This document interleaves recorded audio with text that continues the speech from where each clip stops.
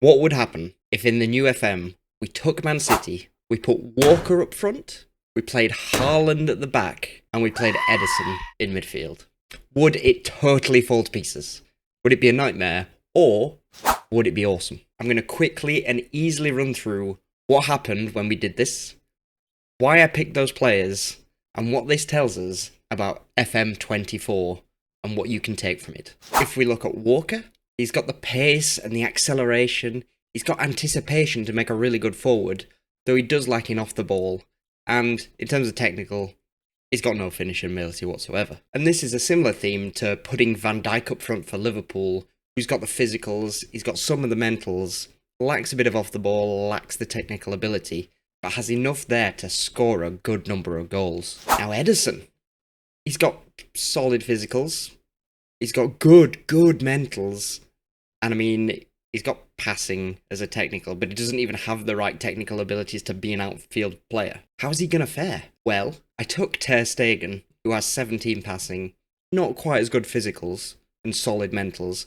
and put him in the midfield for Barcelona. He was pretty solid. He averaged like a 6.7, got 3 assists. Maybe I could have got more about him if I'd have played him in slightly different roles, but I played him as a deep-lying playmaker. So hopefully we'll get something as good, if not better, out of Ederson. And then the beast, Haaland.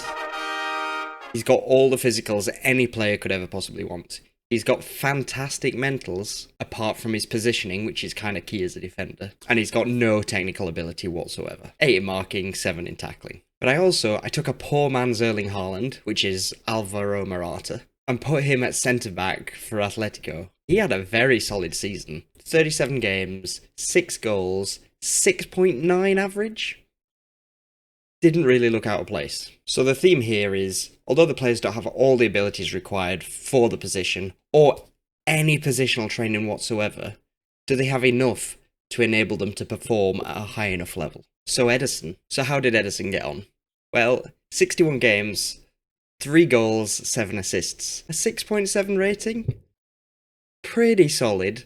However, one thing I didn't factor in is he's lost trust in his manager because his manager keeps playing him at centre midfield, and we can't train a goalkeeper in the centre midfield position. So this has definitely had an effect on his performance. And actually, we can see in his stats, because he literally has none of those technical skills, he's got good passing stats, he's got high pass percentages, but interceptions, tackles, blocks, headers, he's done none of that for a midfielder at all. So maybe we've pushed the boat a bit too far here.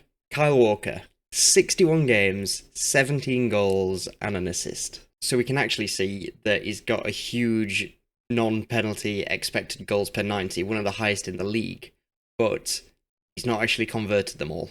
Naturally, he's got terrible finishing. So he's got in many goal-scoring opportunities, but he's not actually converted them. And then the big man, Erling Haaland. 52 games, 4 assists, 32 goals? He's completely outscoring any other defenders in the league, obviously. His pass percentage and tackle percentage is very high. And he's actually making a solid number of interceptions and blocks per game. And how did City do?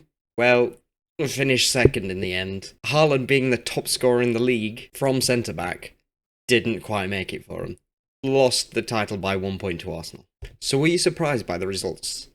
Let me know in the comments down below, or on the Discord, which is linked for some FM chat. Really, from this, I'd take that the most important set of stats is your physicals, then it's your mentals, and then is your technicals. And after that, your player's accomplishment in a position is a bit of the way down the line. And for all of these players, other than the goalkeepers, we were training them in the position as the season went along to sort of help with it. So if you like this early look into the state of FM24, you've got to check out this video on the state of Wonder Kids in FM24 too. Enjoy your Football Manager, guys. I'll catch you in a bit.